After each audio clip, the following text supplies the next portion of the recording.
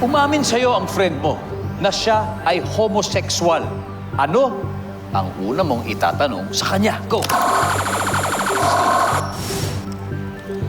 Anong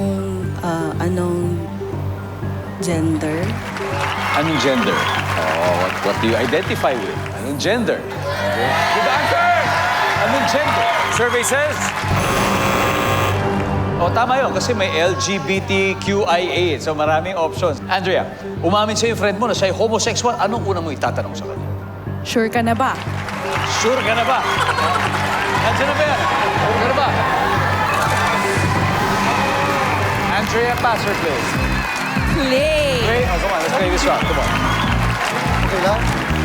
Sheila, so, umamin sa'yo yung kaibigan mo na siya ay homosexual. Anong unang tatanong mo sa kanya?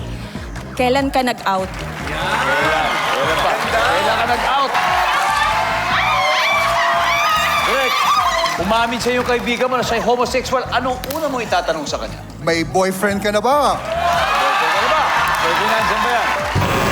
Uy, wala.